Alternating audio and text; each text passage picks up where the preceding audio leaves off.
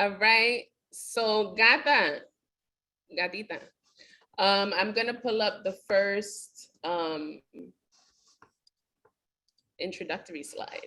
Welcome everybody, welcome, and welcome. And let me make you a co-host in case you need to share your screen as well. Welcome everybody. Let me put up the screen first, actually.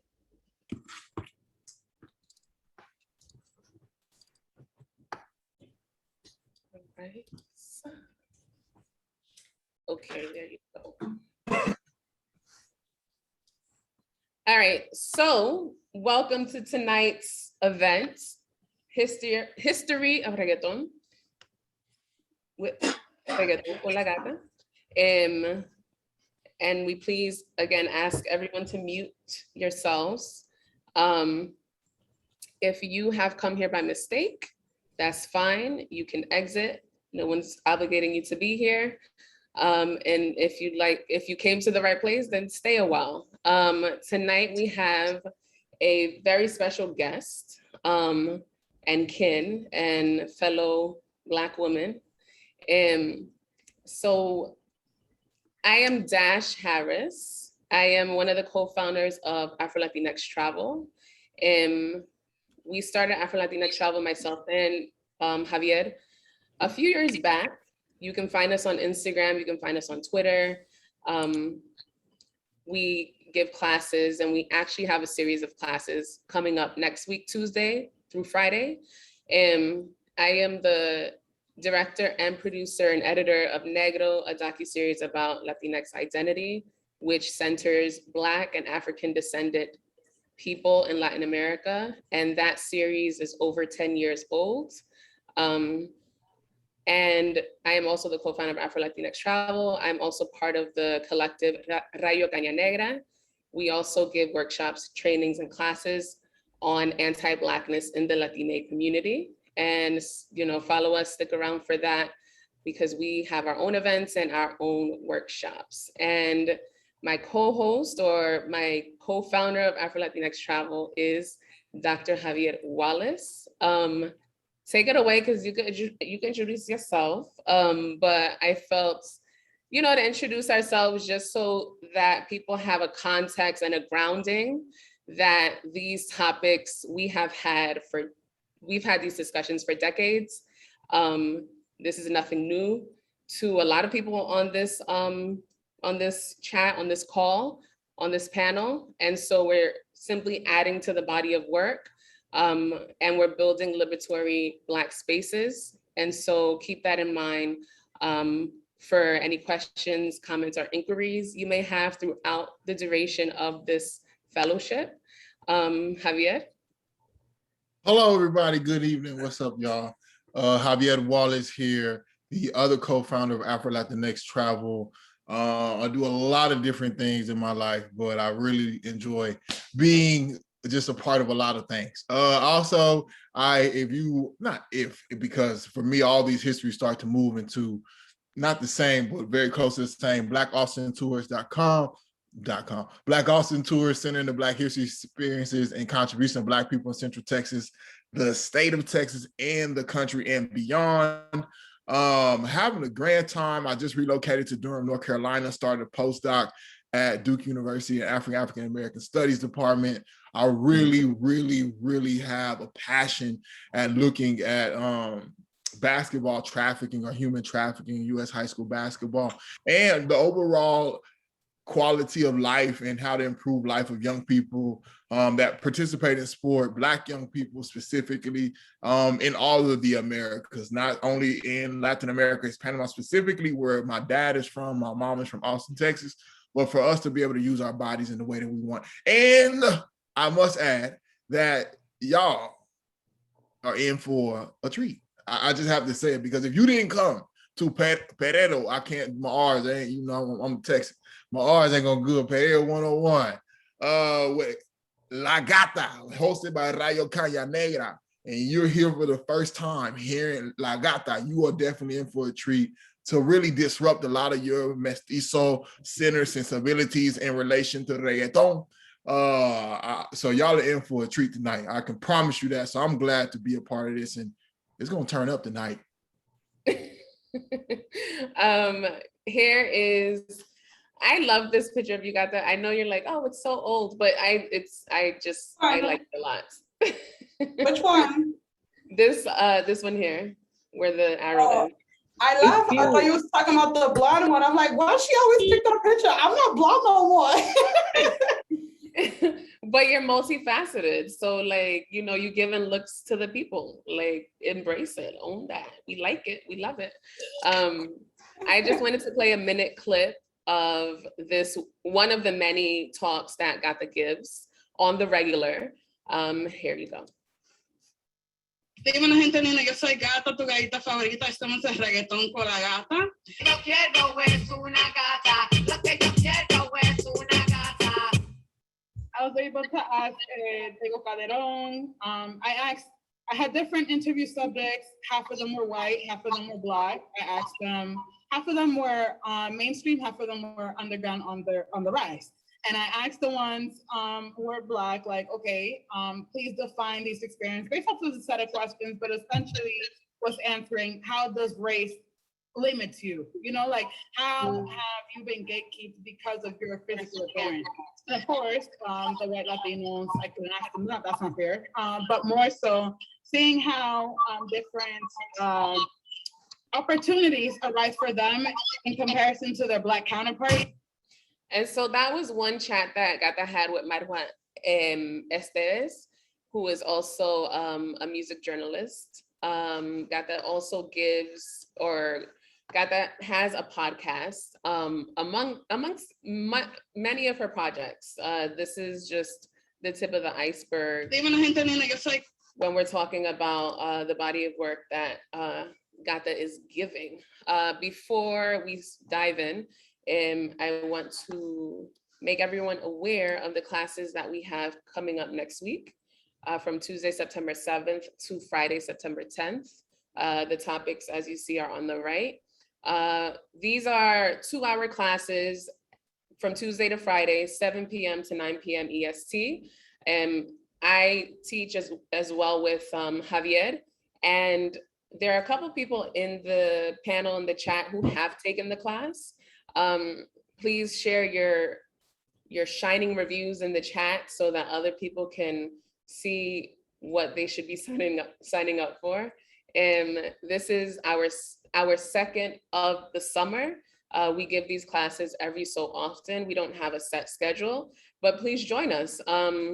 I think you would find these series of classes enlightening. We have had people who have doctor in front of their name who said that our class was the first that they heard of much of this information, is to say that the academy is gonna academy and it's going to be white pathological, and we teach from Black lenses, plural, and we center Black folks, Black history, and the Black contemporary, because surprise, we are Black people living in the Americas and are by geography Latin American, right?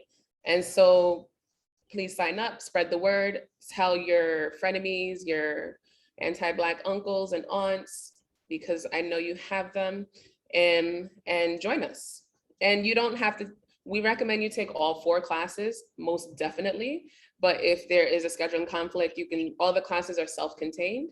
But believe me when I say, when you join a class and you miss another, you're gonna regret it. Like, that's just how it has been in the past. That's what people have told us. So please do not cheat your own self. And so I just wanted to highlight some of Gata's work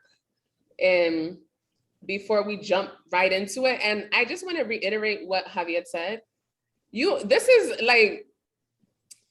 actually big, because Gata, we have a friendship, a relationship, a kinship, a fellowship, all of that.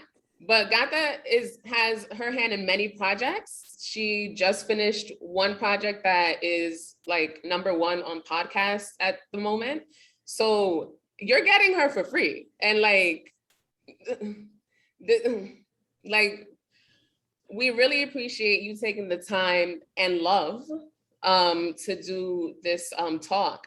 But this is just some of the content that got the highlights on her Twitter. She also has a Patreon, and which we'll get to that at the end of it, ways to support. But Gata, you know, so much we're saying your name over and over, but here is Gata, La Gata, Reggaeton con la Gata, who is a fellow Panamanian, an actual Black woman, an actual reggaeton historian. And we are so happy and lucky to have you here. Welcome, Gata. Oh, I feel very blessed to be here. Hi, everyone. Wow. It's a full house. Saludos, que sopan. Thank you. That was such a warm welcome. Got me tearing up, about to lose these lashes. Oh, do not lose the lashes. That's the last thing you want to do, okay? And Javier, thank you so much. No, seriously, estoy en casa, and it's my honor to be here and just to be amongst so many. I feel so much love right now. I'm stuttering right now. I feel a lot of love. Thank you. Hi, everyone. For those of you who don't know me, I'm Gata Eccleston. I'm a reggaeton historian and the creator of Reggaeton con la Gata. I created the platform for many reasons, including I love reggaeton. I say that music has saved my life because it has. I'm a survivor of assault. I'm a survivor of suicide, and the list goes on. And I don't bask in those things. I bask in, you know, my road to happiness, my road to finding myself, and really just living my best Black life. Reggaeton con la Gata, it was an idea I had in college. I always shout out Marisol Lebron, but I have to. Her work changed the course of my career. I was in school, I was studying communications, and I was like, sheesh, I love communications, but how can we spice up these essays? Like, it don't have to be boring. And I'm like, okay, I love music. What if I spoke on reggaeton? Oh my God, has this been done academically before? Oh my God, it has. That's when I've discovered the work of Marisol Lebron, who has really a contextualized mano dura contra el crimen, and or the iron fist against crime in Puerto Rico, which essentially is like the blueprint for the militarization of the police.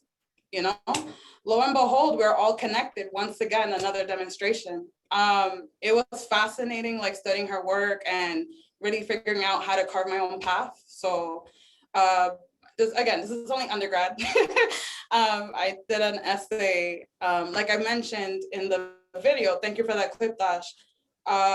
That essay was a 40-page paper where it was a case analysis where I like I said, I interviewed 4 artists, 2 who are Black, 2 who are white, 2 who are mainstream, and 2 who are on the way up, right? And I was able to interview Tego Calderon, Udini La Voz, you might know him, he's Panamanian from Philly, Nova of Novi Jodi, and my friend Vinny Rivera.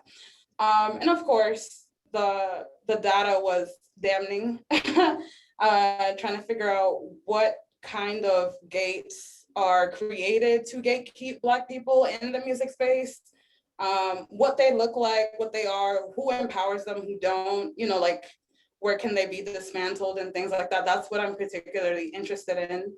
And yeah, I can really go on with that, but I'm going to divert over to a presentation that I've made just briefly.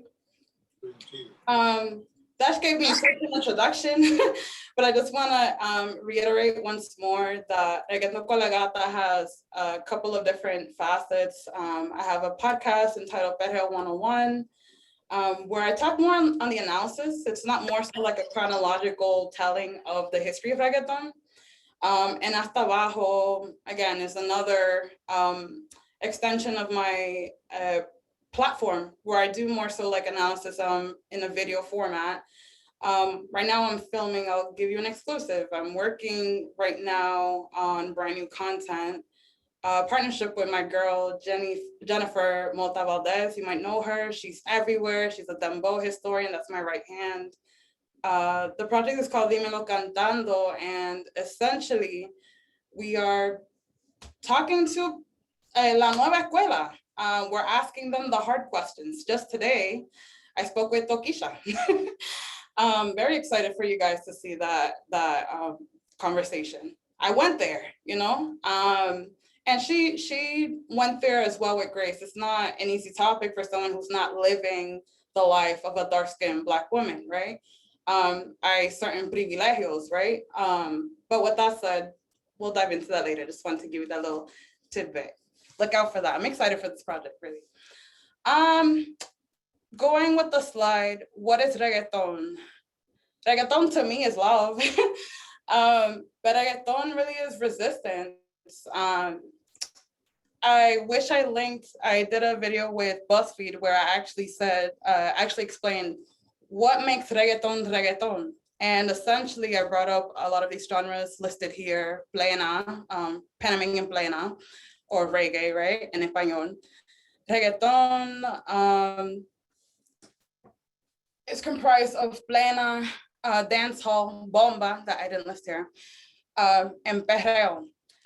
At large, right? Of course, there's a number of other genres, including hip hop that le hace influencia, but essentially reggaeton is an exaggeration of the pounder rhythm, right? The dembow, that el machuqueo, the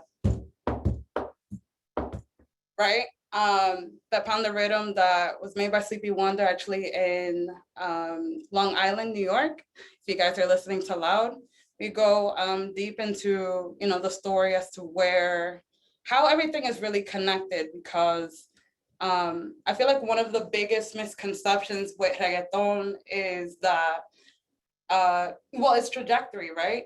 People think it's one straight shot. It came from Puerto Rico, but really, I have to give my country its flowers. Reggaeton came from Panama. And I know that a lot of people, they hear that and hay una rabia que lo consume. There's a rage that that consumes them. And I feel like that rage comes from a variety of places. And in some aspects, I actually agree. I feel like it's valid, but at large, the history of reggaeton really does start in Panama. And I feel like with reggaeton is so complex, right? Because a lot of people, or at least what I've been finding a lot lately, is that people will try to answer the question and that it's just el general, and I think it's a lot larger than that. But let me back up a bit, because I often find that a lot of people don't really understand the history. A brief overview. I always start in 1903. I'm a historian, I'm sorry. In 1903, of course, there was the construction of the canal. A variety of immigrants from the Caribbean, from countries like Antigua, Guyana, Trinidad, Barbados, and of course, Jamaica, immigrated to Panama to work on the canal. But work is a very strong word. Work implies dignity, and there really wasn't dignity for these immigrants working on the canal. They really got the short end of the stick. They weren't paid a living wage that would allow them dignity, that would allow them to support their families, not in comparison to other immigrants who went to Panama. I just have to make that clear, because this is how El Movimiento started, with cheaping, right, immigrant people in this country. Panama, I love my country, but there's a lot that, and of course, no place is perfect, but Panama, there's a lot that needs to be, socially speaking, that needs to just be, that's so outdated, right, till this day. I'm sure Dash can tell you. I learn every day with her tweets. Her in the bank always sends me left, like, what, you experienced that in El Banco? Like, people are following you in the bank? I'll never get over that, never. Anyways, they immigrated to Panama to work in the canal, work, again, strong word. And there was a private police union called El Deni. Everybody was scared of El Deni. El Deni, you know, they terrorized Black people. They terrorized Black Caribbean people. And I need to make that distinction because Got that? Wait, not to interrupt, but let me know when you want me to switch to the next slide, like to go with what you're saying. So I got you. I'm actually just like, yeah, I guess we could go to this slide. This slide is cool. No, el otro con the Caribbean flags. Oh, aquí está bien. Got caught off guard. El Deni used to terrorize people. And I was saying, I need to make the distinction of Caribbean people versus just like Black people from Panama, because there was this tension. There's forever this tension, right? I know Javier is like, she's gonna say the word. But in Panama, you know, there was this word, or is this word, right? El chombo, right? I'm sure a lot of you are thinking, oh, like the artist. He has reclaimed the word, kind of like how in the United States, people reclaim the N-word, right? But essentially, there's a lot of stigma towards Black Caribbean people, even to the point on a nationalistic level that they limited the immigration of these people into Panama, because they were like, after a while, tú sabes qué, you know what? There's too many of y'all here. We already got Black people here. We don't need all of this. Like, you know, on a nationalistic level, they were saying you're messing up with the branding and the national image of what a Panamanian looks like. They hated it. And for what I will never understand, all the culture that, you know, the Caribbean has given to Panama, from reggae, right? Reggae in Jamaica was utilized as a music of resistance. Of course, it's party music, but really it was used as a music of resistance. Bob Marley was able to unite two opposing parties. I'd say that's pretty powerful. And that spirit was brought over to Panama. So the slide before, this song, El Deni, ¿Qué es lo que el Deni puede hacer? Is actually one of the first resistance songs by Renato, who is the first artist of El Movimiento Latino, because he's the first one to sing this resistance music in Spanish. You know, he made this protest music, estaba pegajoso, it was very contagious, and he kept on that path. I'm sure you can listen to Loud, the first episode of how he speaks on his experience as a Zonian, and, you know, the stigma that he experienced with society at large, speaking English in this Spanish speaking country at large, right? The police brutality, El General speaking on how they used to cut his locks, things like that. And yeah, going forward to the next slide. These are the fathers of El Movimiento. What a lot of people don't know is that El General was part of a group. This is a group, Cuatro Potencias. On the top left, that's Renato. Top right, of course, that's El General. Where are you going, Dash? Bottom left is Reggaeton, and bottom right is Gaby El Menaito. They used to tear it up in Rio Abajo in Panama. And sorry, I hear some background noise. Remember to mute.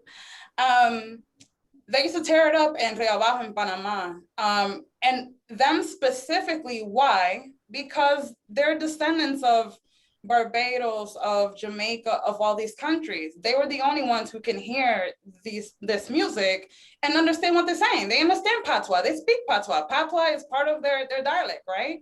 And what I'm getting at is that this is a subculture, and a subculture that was growing with pride, right? They were saying, tú sabes que this is who we are, and we're gonna spread it and show people that this is beautiful. And I think that's powerful. I love this.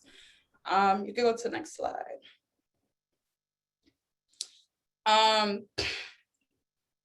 You jumped twice, but I guess we could be here.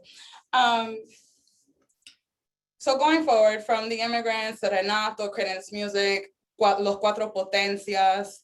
Of course, there was La Atrevida, who was she wasn't in Los Cuatro Potencias, of course, but she was always around. She toured a lot with El General internationally. This man went to Chile, Uruguay, Colombia, different countries, Mexico. And she was always there holding her own on stage. She was such a badass. I'm sorry, I don't have a slide of her. But she was the first lady of El Movimiento, la primera dama. And she had a number of feminist anthems. I'll link some, I'll link some playlists at the end, but I'm very happy that in the project I recently did, Loud, that she was able to get her flowers because she was a freaking badass. She was the first to speak on, agency of the woman, sexual agency of the woman, as a Black woman, as a fluffy Black woman, powerful, confident, sexy. I love it. Now she says, instead of being la atrevida, the rude girl, she calls herself the good girl. Now, of course, like many other reggaetoneros, including El General, she went to church.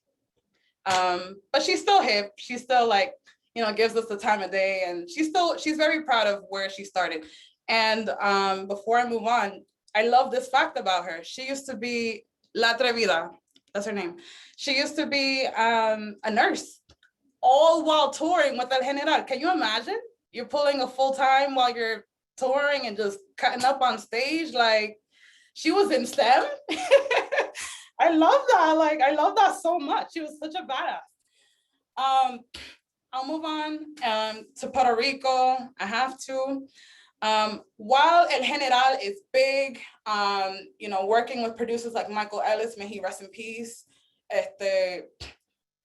Again, he was touring everywhere. He went even to Puerto Rico. DJ Negro is the father of El Movimiento, starting from Puerto Rico. You got to give him his flowers. And he created the club, The Noise. And what a lot of people don't know is that some of the first artists to perform at The Noise were Los Panameños, was El General, was La Atrevida. But what happened after a while? They're expensive. You're talking about people with international records. So the Boricua was like, you know what? Let's give it a shot. We talented, right? We could do this. He held, casting calls. He would have people go to the club and spit. Evie Queen, I love her story. You have to listen to Loud, you have to, where she gives the personal take. It literally takes my breath away. How she had to turn to the wall and start rapping because she was too scared to look at him, and she cut it up. I absolutely love her. The Noise was a nightclub in La Perla, PR. If you know La Perla, PR, that's the hood. It's the prettiest hood you'll ever see, but it's the hood. Don't get it twisted. DJ Negro was dedicated to keeping the club open. It actually had a variety of spots. They would get shot up or, closed down, and he was broke through a lot of these transitions. Like, his brother was a whole drug dealer, and he was selling hot dogs. While people knew his name, he was selling hot dogs on the corner, hustling, doing whatever he had to do to kind of keep the culture flowing, right? He was a major incubator of culture. La Atrevida too, if you're learning Loud, she spoke on how in Brooklyn, she would hold sessions. These sessions would feature artists like Shaggy, Beanie Man, and then El General, and then the Boom is there. It's this wasn't anything foreign. You know what I'm saying? It was Black people who spoke one language and Black people who spoke another language right there. You know what I'm saying? And essentially everybody understood each other because, like I said, Panamanians, Afro-Caribbean Panamanians speak patois. It was nothing foreign, nothing out of the ordinary. These are some images of some of the first artists of The Noise, a young Evie Queen, Baby Rasta, some other major players, they were DJs and stuff like that. We can go into the next slide. These are pretty much some of the first artists coming from Puerto Rico of El Movimiento. There's a lot of people here. My mind is shaking, thinking of everyone here, but essentially, Evie Queen, DJ Negro, Las Guanábanas, a young Nicky Jam, Baby Rasta Gringo. I literally cannot list them all right now. It'll take forever. I see Big Pun, rest in peace. Pun. Yeah, dime. I see Big Pun, rest in peace. Yeah, exactly. También. And I'm glad you called that out. I felt it important to include him in here because, like I said, this movement is one that is parallel. while in Panama, we were creating music of resistance. In Puerto Rico, they were doing the same thing with Mano Dura contra el Crimen. The Iron Fist Against Crime was cruel. That's the first time they used the National Guard to police Black people. A lot of Boricuas don't like when you refer to the hood as like los caseríos or whatever. It depends who you ask. Some people, they don't mind. Some people get really offended because of dignity. And I feel like that's valid, right? But los caseríos, los residenciales, as they prefer, was policed by the freaking military. Like, can you imagine you wake up, you go down the street and you see an AK-47, like, and you're freaking 5 years old? That's traumatic, right? No, Puerto Rico went through it. Black Puerto Ricans went through it. And they found a resistance through this music. They found that same spirit, you know, through our music and created, you know, the version to reflect their realities. And again, I think that's beautiful. Went from Jamaica to Panama to PR, Dominican Republic, same thing. I think it was a couple of slides back. If you can go there, the next one. No, forward, I'm sorry. The one after the Dominican flag. That's okay. Him. This is him. This is DJ Mañao. Again, I have to shout out my girl Jen. She's a Dembo historian and she be cutting it up. She does a really good job at educating me of like how the things went down in Dominican Republic. Mr. Mañao was one of the first Demboceros of La Isla. One of the first, not the first, but one of the first. Him, along with DJ Boyo, along with, of course, his emphasis of these other Dominicanos, but essentially they found una alegría with this music. So maybe they weren't utilizing this sound to kind of create a resistance for themselves, but they were creating joy, and joy is resistance. So maybe, let me take that back. They were creating joy, and this is the beginning of El Dembo that you know today. Just wanted to give him his flowers real quick. We can go for where we are. Could go back one slide.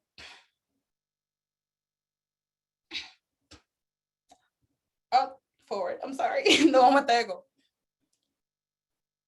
Ahí está.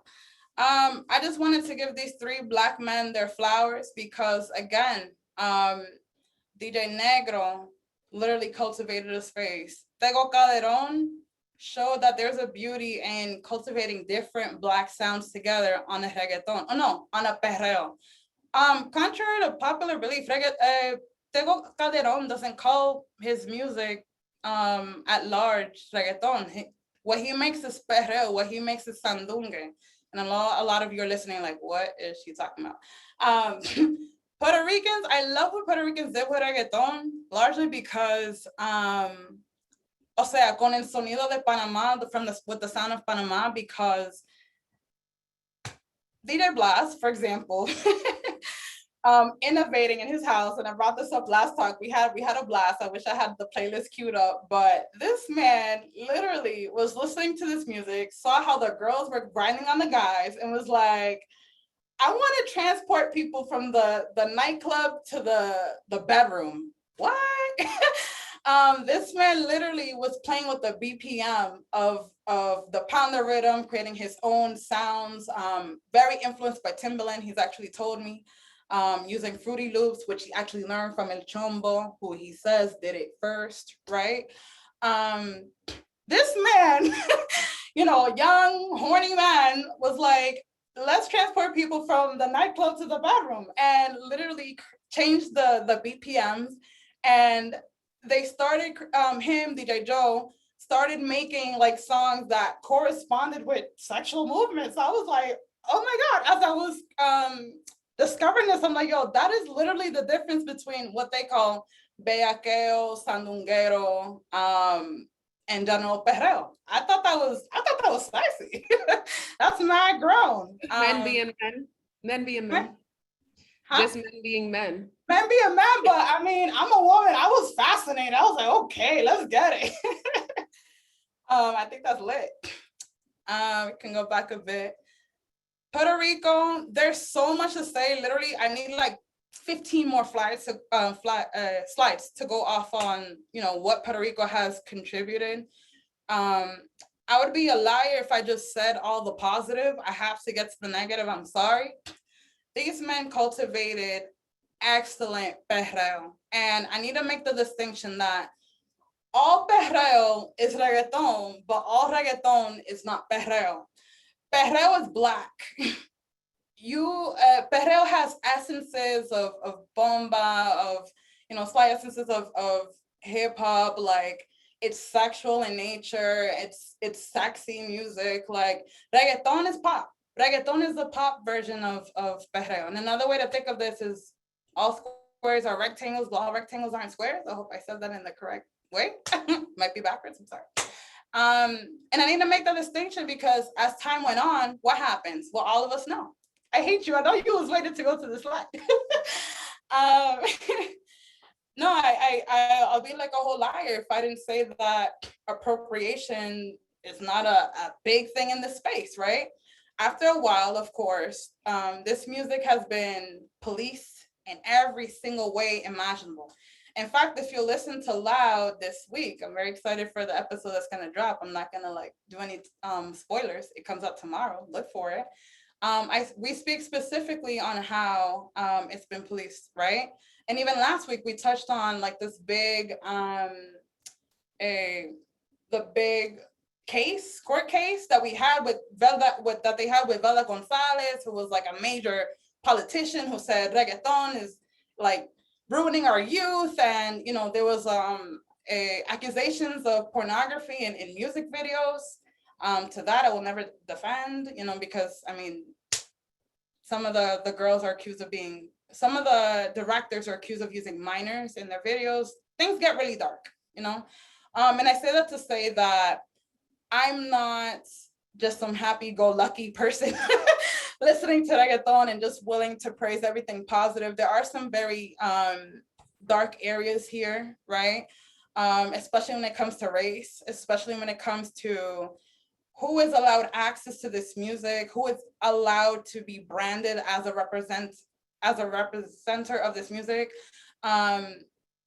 Things get pretty dark. And it starts with the commercialization of this music from perreo, that is very Black, to reggaeton. I love Daddy Yankee, I do. But he was the perfect product. And I know that a lot of people are like, oh, but his dad is Black. How long are we gonna do this? Okay, I have cousins who are white. I do not live their experiences, right? He does not have the lived experiences of his father, right? I'm sorry, miss me with that bullshit. Daddy Yankee is the perfect product. He's beautiful, I love him, but you know, he's the perfect product. And essentially, you know, the industry took a lot of risks on him. That you'll later learn in Loud. Again, I don't want to give any spoilers. That's just one of many examples. Tego Calderon compromised, well, excuse me, he did not want to compromise a lot of his dignity. He's a very proud Black man. And as collaborations came to the table, he straight up said no to a lot of big names that you'll learn later in Loud. This music from Puerto Rico has gone to Colombia. You know, a lot of reggaetoneros were able to find homes in Colombia. In regards to support, in regards to, you know, a brand new market, people who are hungry for this music. And that's all dandy. But essentially that's the hotbed for, you know, this rebranding of reggaeton from something that is alta clase. You know, there were people involved, people at the table who deliberately said, you know, let's make this music even less Black. I say the word Black, yes. It was intentional, you know what I'm saying? Like el popetón, like I say now, pop reggaeton, which feels redundant as I say it out loud, but this newfound instrumentation of the genre, it was a deliberate choice. And the packaging of the products, of the representation of this genre is a deliberate choice as well. So I guess not to be such a pessimist, It'll be irresponsible of me to just say all these great things and not really give you some sort of depth as to how, what direction we're going into, and what we really need to stop if we're to give people dignity in this space and access and question positionality in the space. I just had to go there. I'm sorry. There's so much. Don't apologize, because this is real life, right?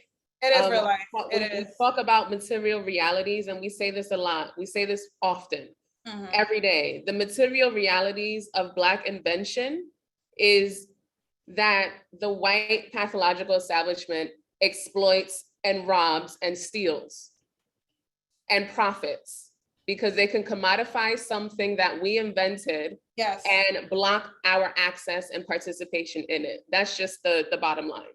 Sorry, and you not see sorry. That in every. What was that? No, I said sorry, not sorry. Got it. I mean, it should be them that should be apologizing. Right. And this is what we did.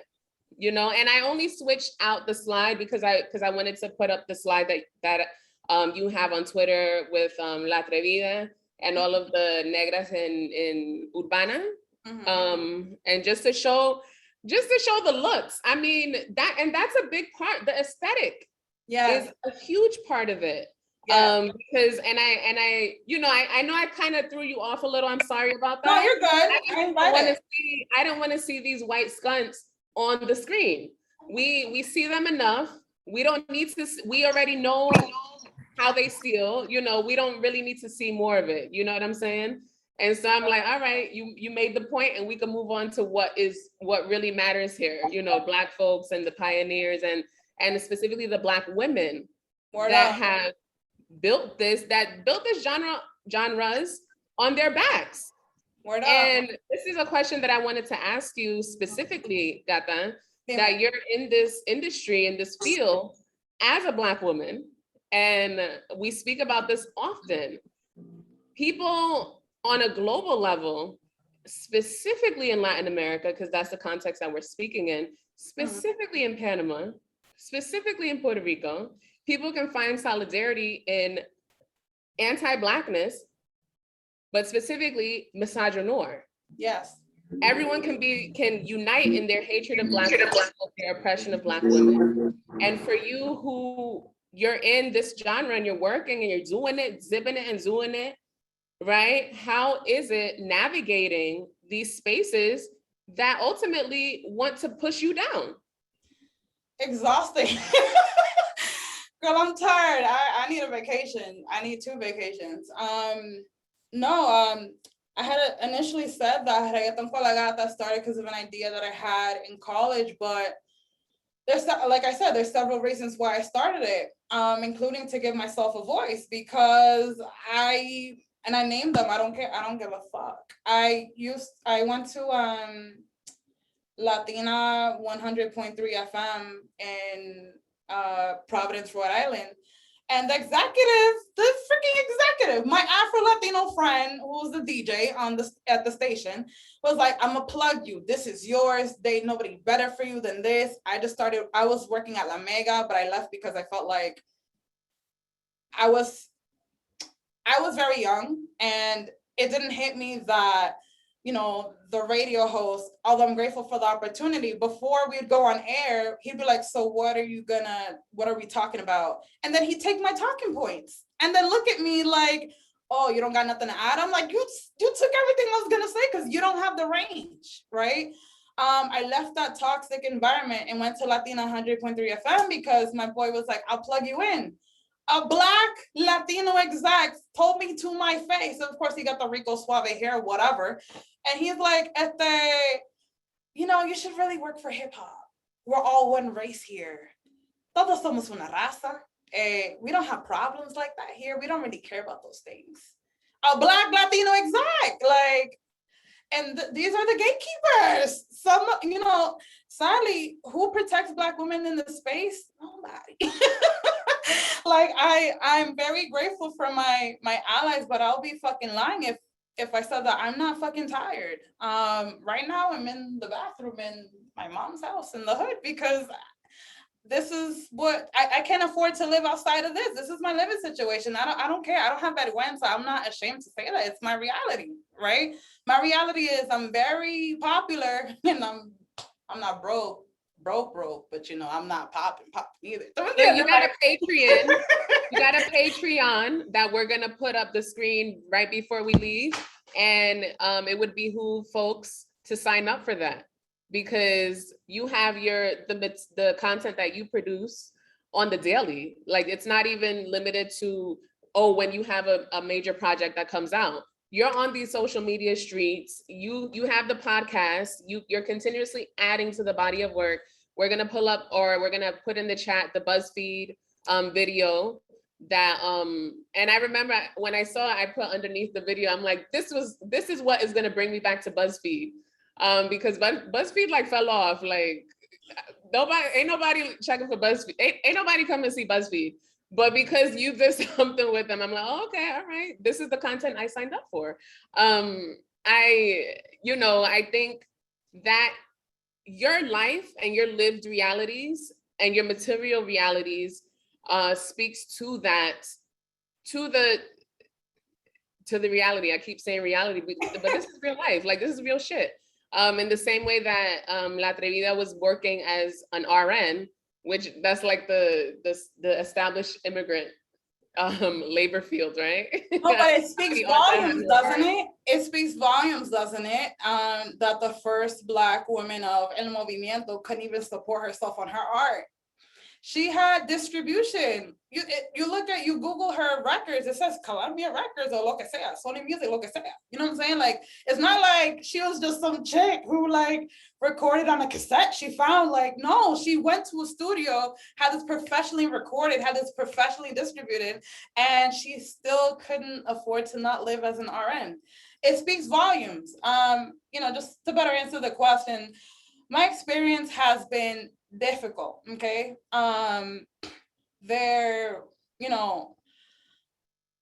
feel like as my platform grows, I'm very grateful, but B, I have this sense of anxiety, if I'm just gonna be honest, because I'm like, okay, I don't want to not be me, but also this is getting very white. I'm very uncomfortable. In my house, there's a lot of white people in my house right now, and I'm a very sexual person. I don't want to hide that. I'd be like, yo, I want to post a booty pic right now, but like this guy from like this company is looking at me. This is weird. Like, it's like, why do I care? You're not paying me. And it's, there's a lot of these questions that I constantly have, I'm like, how much hoe is too much hoe? That's where I'm at. Just because, like I said, this music is a music that is extremely sexual in nature. I love it. I love everything about that. Very soon on my platform, I'll be addressing more on what degradation of women actually means, and its relationship with this music, because I'm not obtuse. I'm very aware of like how certain rhetoric is continuously repeated, all while the power of women in this space is not changing. There's more women, but the power is just not there at large. And even for white women, which says a lot. Men really rule this space in every which way possible. Yeah. I really want to answer questions. That's kind of where I've been at lately, because I feel like, siento como si yo estoy hablando mucho. I feel like I'm talking a lot. Just in general, just because, of course, my head is stuck in the past. I'm always analyzing, these intersections of race, of sex, of, class, these different stratifications, right? But I'm very curious to know where people's mind is at. So I would love to take some questions. Yeah, if you have questions, please put it in the chat. There was one person Olivia, that said, I am wondering if Black Colombians are also trying to make reggaeton, but we are not seeing it in mainstream Latin American media. Yes, I'm actually very close with Goyo. I love Goyo. Like, we have esa es mi hermana. I love her. For those of you who don't know Goyo, she's part of the group Choki Down, which essentially is like the only really big Black group in the Latin urban music space. My God, that's so sad. The only, right?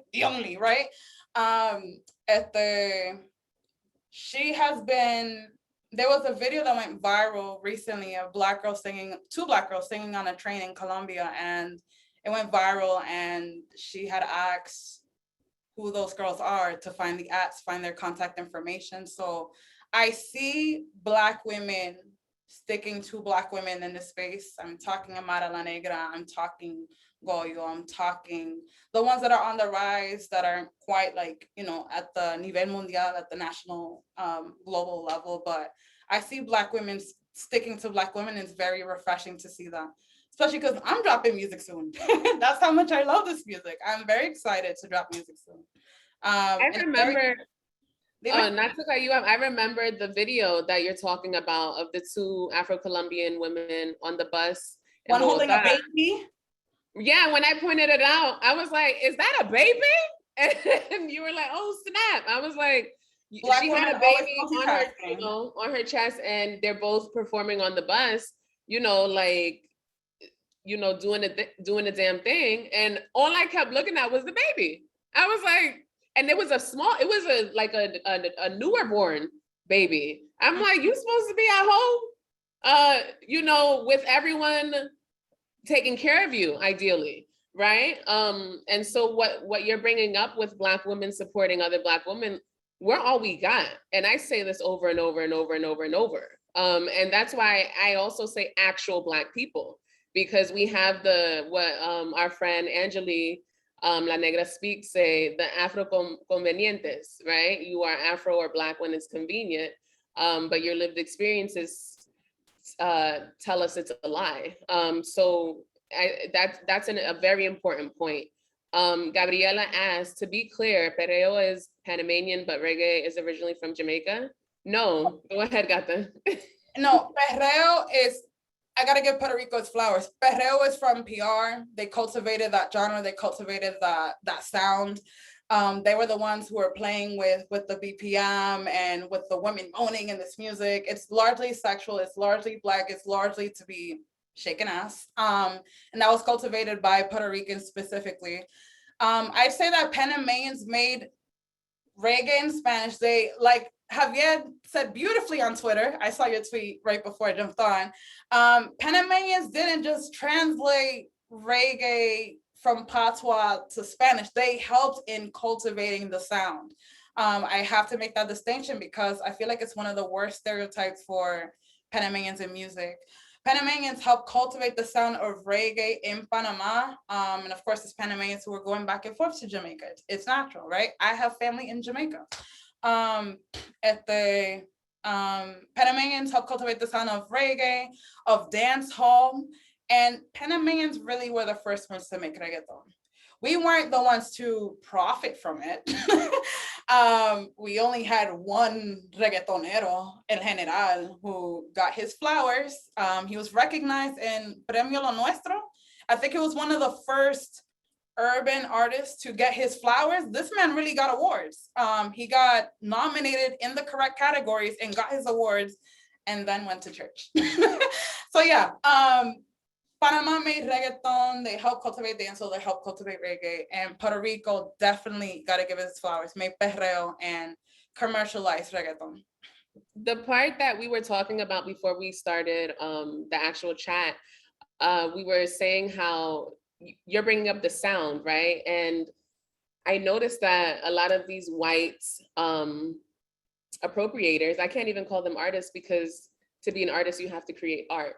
And so I see them imitating, trying their damnedest and failing miserably to imitate the style of Panamanian Spanish and more recently, Puerto Rican Spanish, Dominican Spanish, which those two dialects of Spanish are, it's anti-Blackness. They're degraded. They're thought of as a lesser Spanish, even though every country has its own dialects, plural, because within one country there are various ways of speaking the language. And what I said about the intro video, I love your little intro video. Like you be high production value people. Like your videos are so enjoyable. But how you had the song Lo que quiero es una gata, right?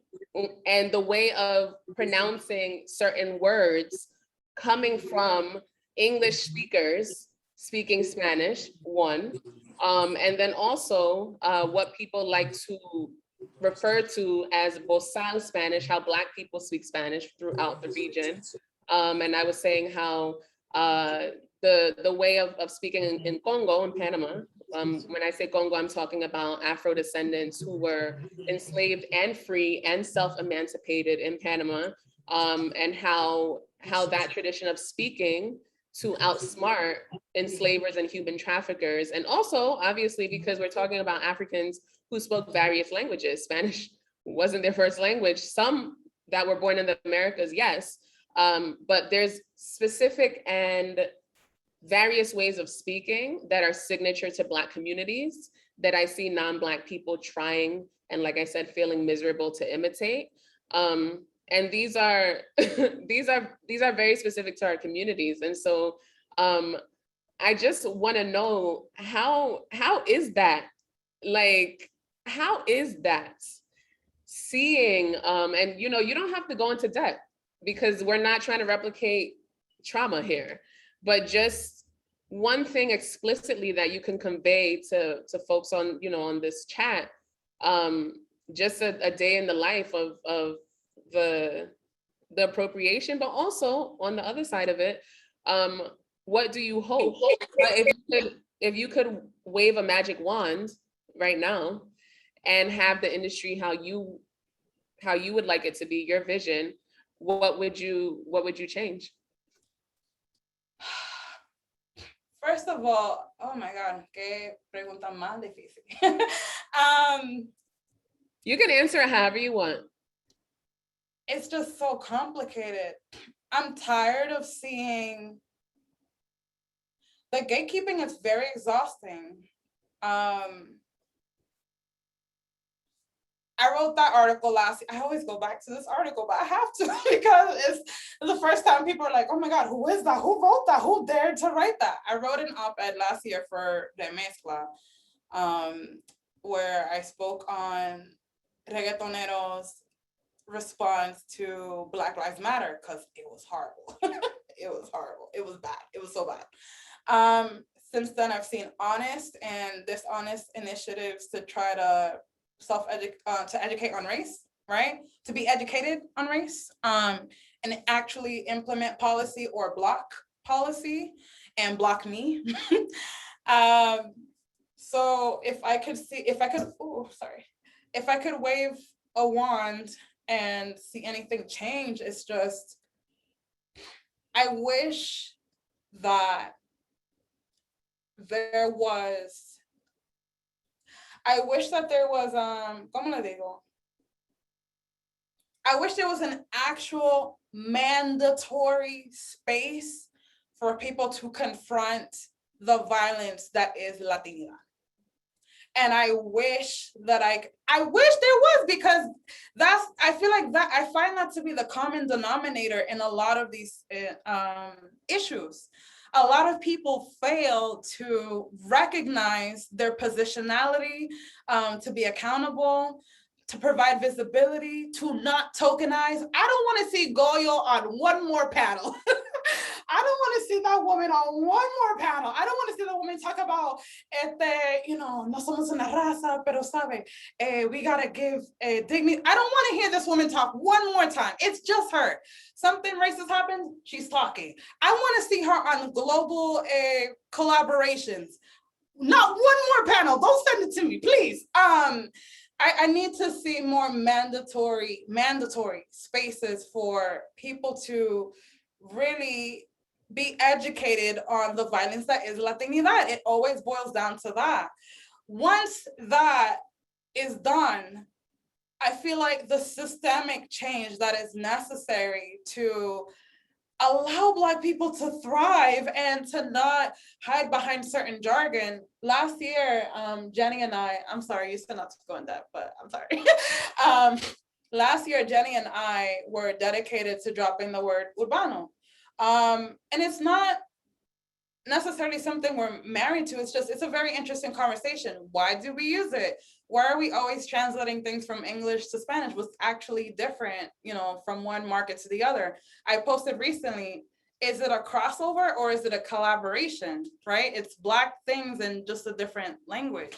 And a lot of people don't want to hear that. There's this sort of like branding of this music in a way that is deliberately done so that it can differentiate, from Blackness, which is extremely anti-Black because it's all Black. And it's like, how are you telling Black people this doesn't come from them? If I could wave a wand, it's that. I need the gaslighting to stop. I need the accessibility to begin. I need the accountability to begin. I need the questioning of positionality and access to resources to really be done, right? And I feel like none of that can happen until people really have that honest look in the mirror. And when I say people, I really mean white people in the space. Like there are some that really get it, really. And there's some that are like, I don't know what you're talking about. We're all one race. Carol G, she worked hard, so doesn't she deserve everything she has? I'm like, nobody said that. That's not what we're talking about. What we're saying is, why can't negras thrive off of the things that come from us? I don't see no Black, big hooped, dark skinned negra singing in this space, right? Zaida, last thing I'll say, Zaida was going off, shout out to Zaida, Bad Dominicana, the love of my life. She was talking recently, and she also talks about this in Perreo 101, in English and Spanish, if you want to hear, on how positionality, right? Tokisha, love her. It's not an attack on her, but she light skinned. She light skinned and she has, like soft hair, like pelo lacio, right? Meanwhile, Gailen La Molleta, in comparison, dark skin, I believe has Haitian descendants. Tiene pelo crespo. She has like coarse hair, right? There's certain things that Gailen can't get away with that Tokisha very much can. It's just part of her lived reality, right? There's certain things that she's gonna get reprimanded for that Tokisha just straight up isn't. And a lot of people are not questioning that, and that's very frustrating. So I'll stop there because I won't stop otherwise. Yeah, and I mean, people can get the information on all the projects that you're doing, your Patreon, Patreon.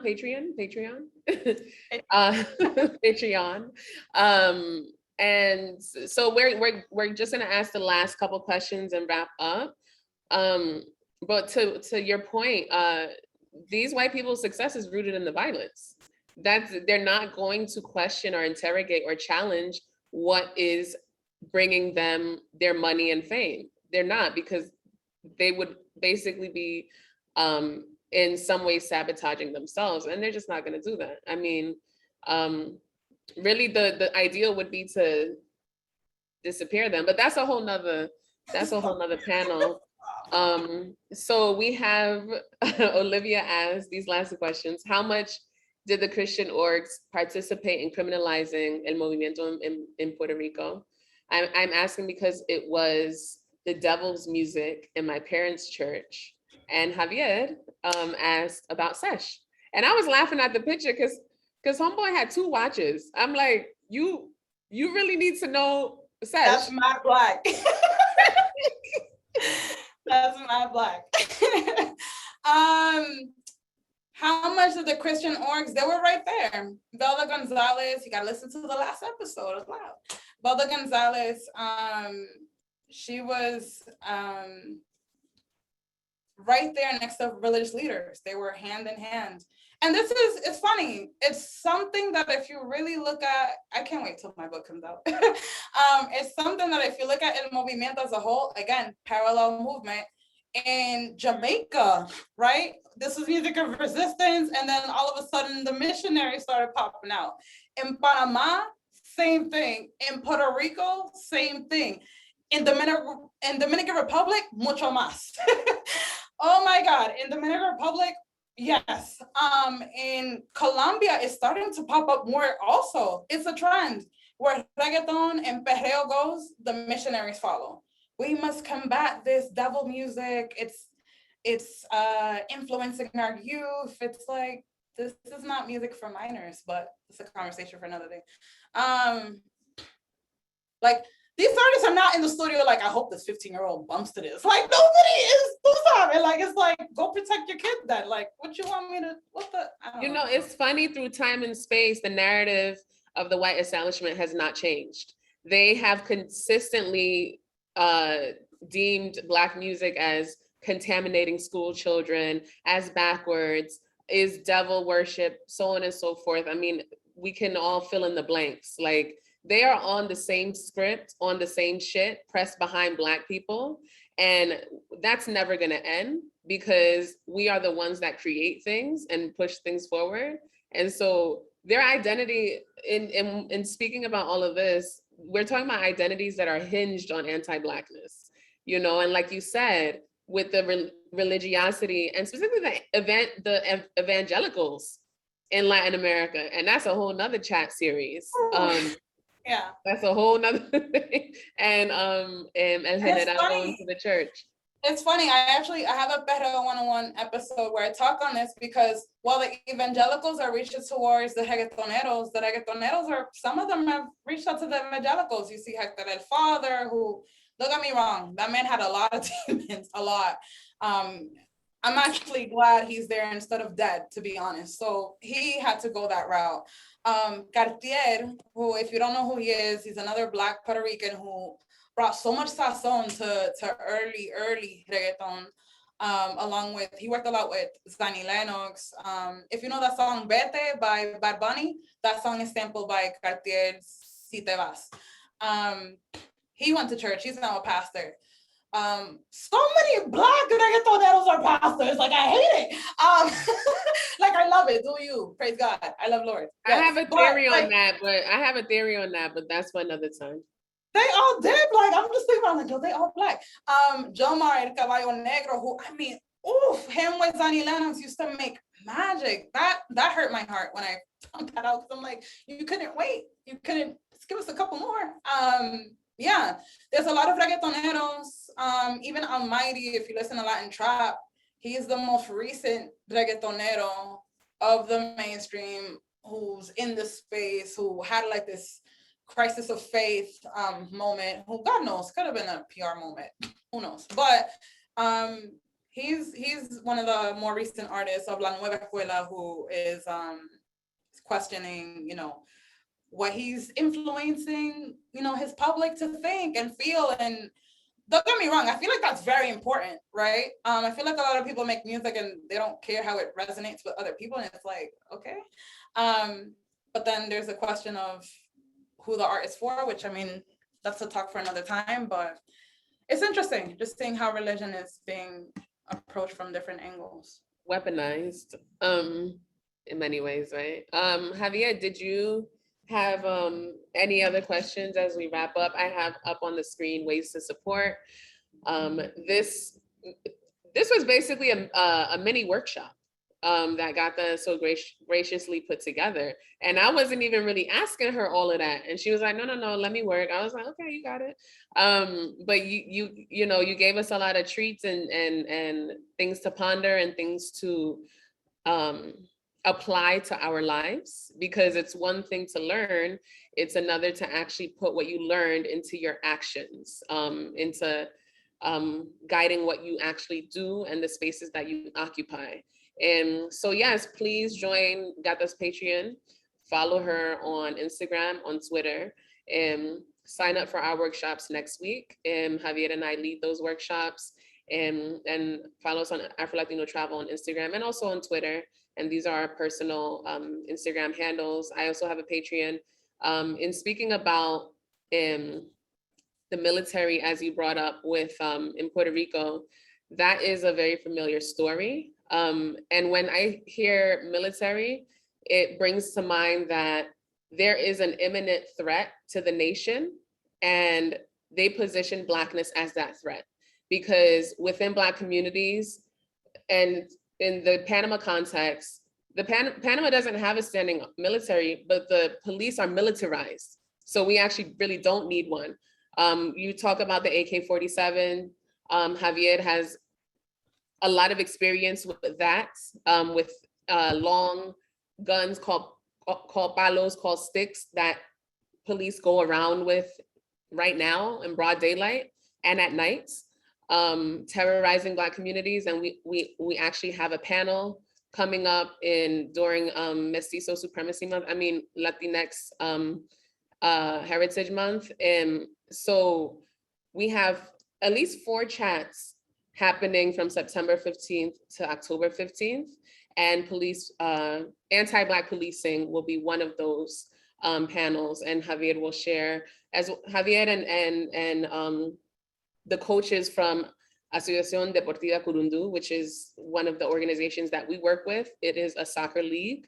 And the 2 coaches are 2 Black men, and they have daily interactions and engagements with the police in Panama, and they will be on that panel. It will be a bilingual panel because they only speak Spanish. And we also have an Afro-Brazilian woman that will talk about her work, and I'm not gonna spill all the beans, just come through. And so these panels for September 15th to October 15th will be paid, because we want to compensate the people who are sharing their experiences and also support the organizations that they work for in mutual aid, because with this season, with ADC, Asociación Deportiva Curundú,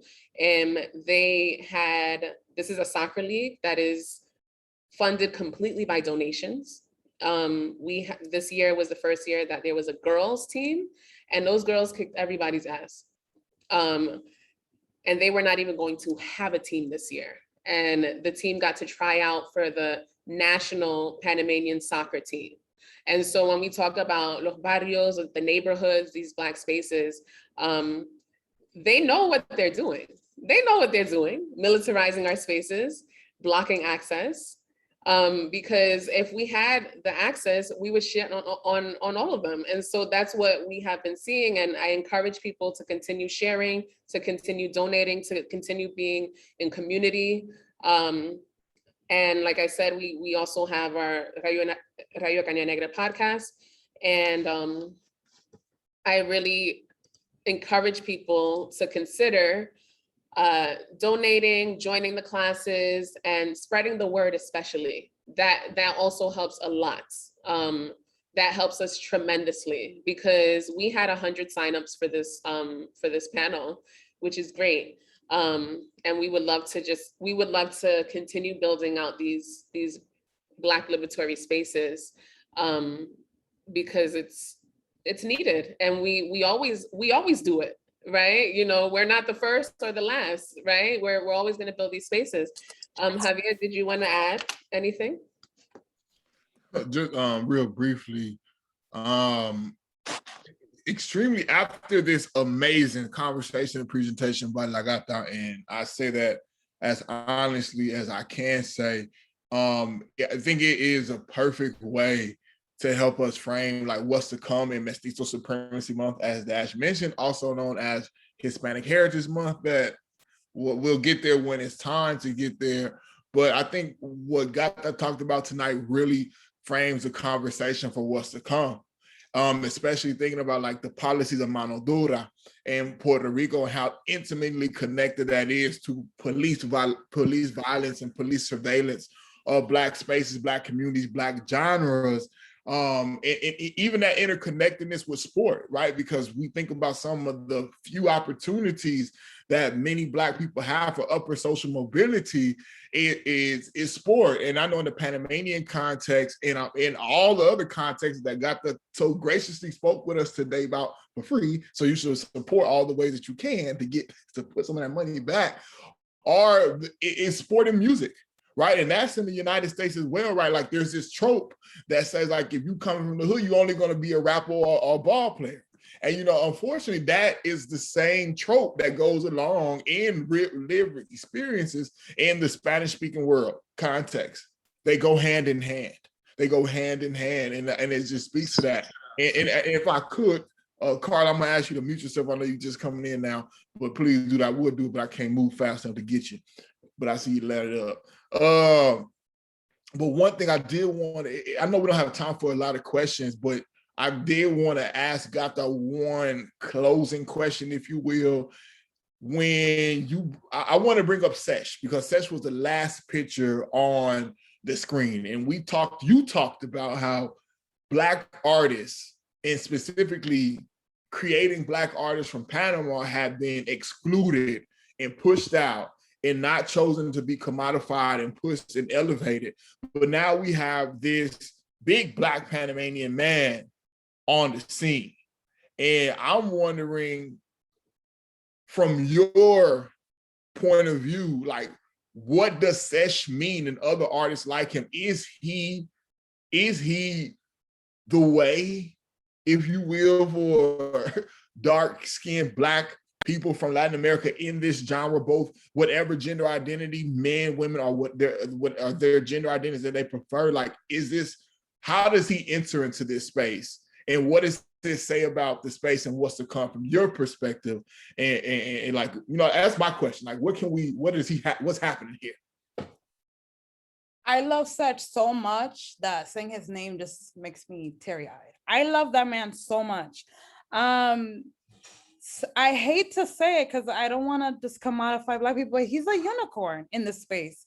Name me another one. Fluffy, dark skin, Black with dreads. Where in this space? Never. Such is the way. Such is literally here because he's so talented. What a lot of people don't know is he's been in the industry for almost like 10 years. He's been writing, ghostwriting, producing. He started off producing. A lot of people don't know that. He's behind a lot of tracks. And him, like many other Black people, a lot of these white faces with very Black sounds comes from a lot of Black producers, but that's a conversation for another time. A lot of Dominicans don't get their flowers. It makes me so angry. Such is the way. There's no other way to put it. His talent speaks for itself.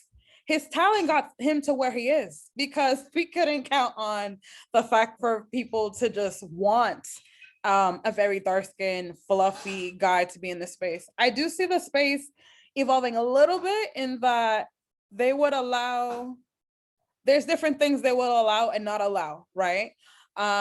Sexy is defined as one certain image, right? We all know what it means, right? In the space for women, light skin or just, light enough, skinny, right? A certain body type, the ass, you know what I'm saying? Like it's a very specific archetype, right? With men have more flexibility, I feel. That's why we had Big Pun. That's why we had Hector el Father. That's why we have Jolowski. That's why we have Such. His existence in this space, I can't stress enough, is extremely important. I feel like he is opening doors. I saw someone asking, is he pulling other people up with him? He is, but this is the thing. He was able to get to where he is because of his talent. Nobody said, this is yours, come get it. He worked his ass off, okay? And I feel like I relate to him on a different level because with me, of course, there's a lot of people who've betrayed me. I won't get into personal shit, but me being a negra, me being someone in this space who's not supposed to be in this space, who is in this space by freaking miracle, like Sech is in the space by the miracle of his own working, and me and myself también. There's a certain level of like, oh, since they got in, it must be easy. Undermining completely our lived reality, our experience, everything that's pulling away from everything that's trying to knock us down. Lord, if I can list them out now. And he experiences that. And I'm very glad that he's very, I spoke with him. I interviewed him. He's in the podcast, as I've revealed. And I brought this up last time and I bring this up every time I speak, but I feel like it's so important. He didn't think he was beautiful. And that breaks my heart. He's so beautiful. And despite him feeling that way, he's dominating, right? He's at the top of the charts. He's collabing with the big names. He's, tú sabes. But can we process that real quick? Someone who is dominating the space in this way, who got in this space by his own merit, doesn't think he's beautiful. I imagine what other experiences he's had that we couldn't get to because of who was in the room or whatever. But it speaks volumes to his perseverance, his resilience, his talent. And yes, absolutely. He is the way. I'm very excited for the path that he's on. I'm excited for who will come after him because he is helping people, but they also have to help themselves, right? You can't just pull someone on and validate them like that. Like that's not how the space works when you're Black. So yeah. Yeah, because I was like, why not? Yeah, when you're Black, no, but I see a lot of, I say this a lot lately. I talk about this a lot in my book, but I miss mixtapes. Remember mixtapes? They used to be like these compilation albums where it's like, you don't know who's gonna come on, like, you know, it's like all these different artists and it's so dope because it's like this grand cultivation of art. And now it's like, oh, this is this new artist. Okay, where's your mixtape? That's what I'm be asking a lot lately. I'm like, where's your mixtape? Like, I want to know where your roots are. I want to see how the people supported you before you went mainstream. Now you just see a lot of plants like, oh, he's just here. I'm like, ¿de dónde salió? Like, I don't know him. Like, the Diablo Rojo experience, like, you know, and you have it in your latest work.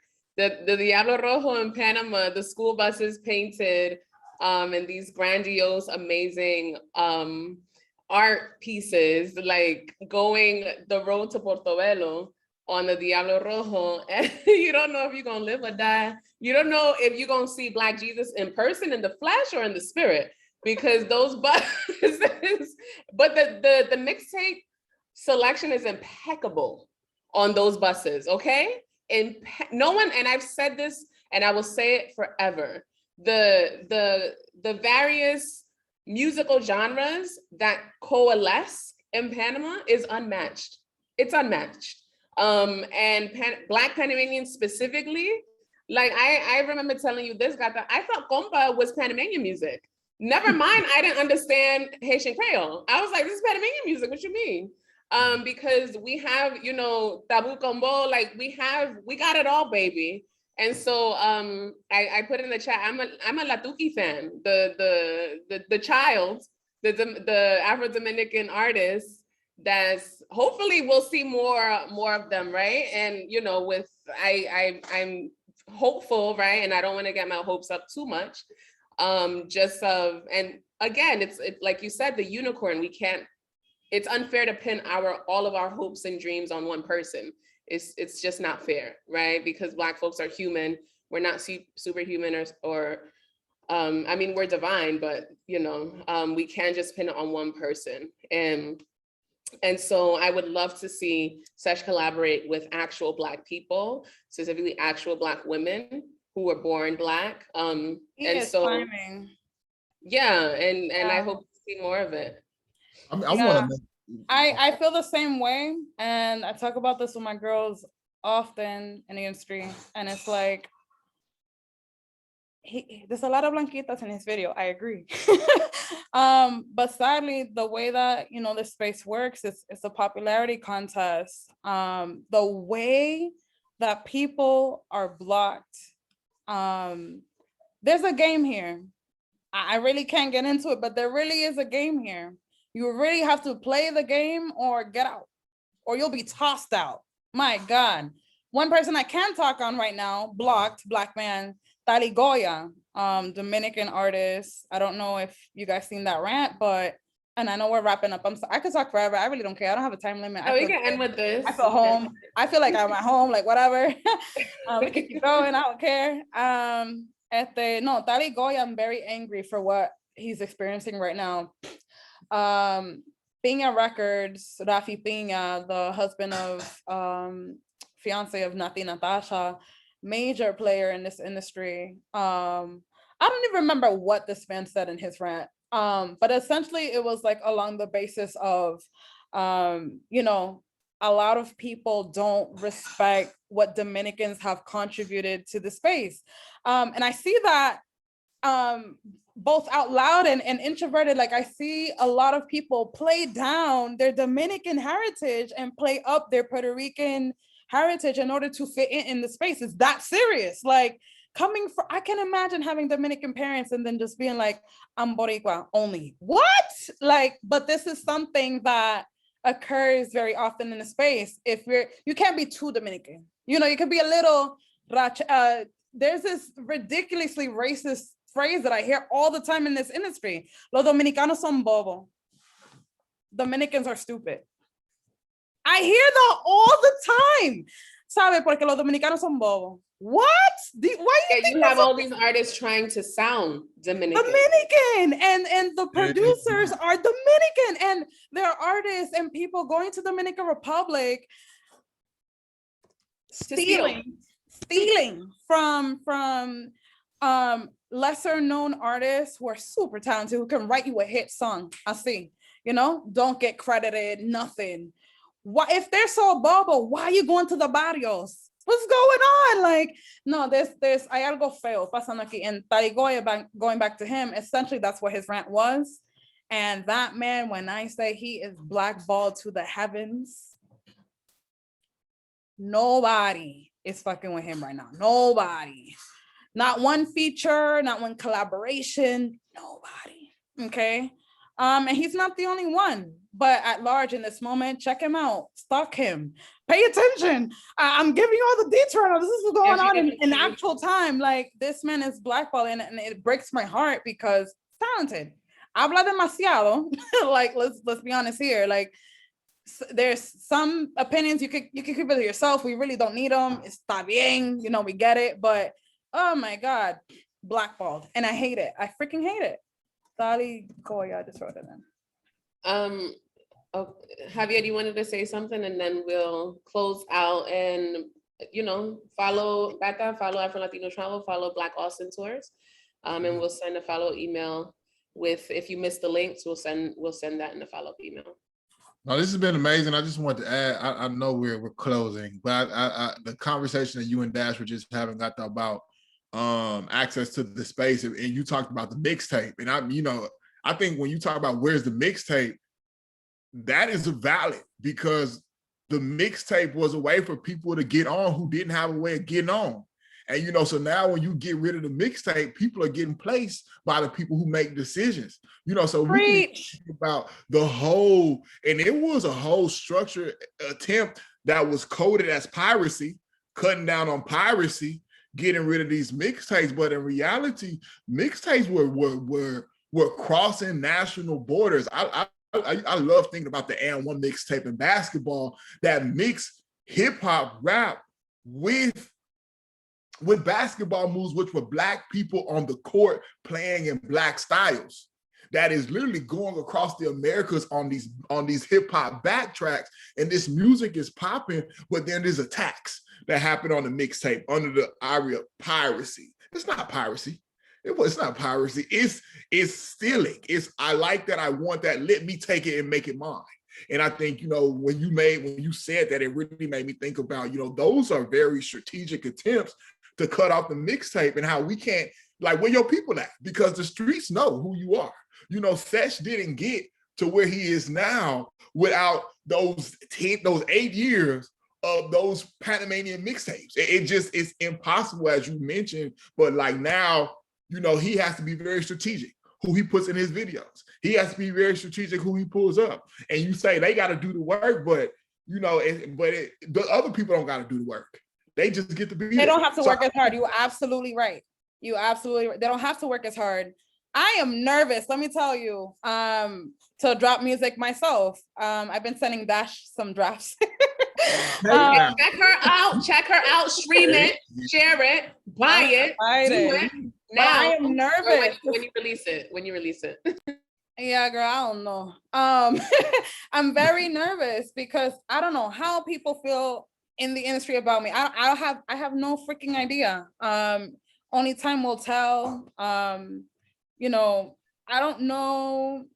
It's funny because you asked in the beginning, how do I feel seeing my aesthetics everywhere, but like no one who looks like me? And it's like, this is where I'm at musically, where it's like, I'm planning music videos and I'm like, oh, that's Black as fuck, let's do that. And I'm like, are they gonna get that? Like, it's very frustrating. So I'm at the point where I'm like, yeah, I'm doing music in English and in Spanish, which I mean, I don't mind, but that's where I'm at.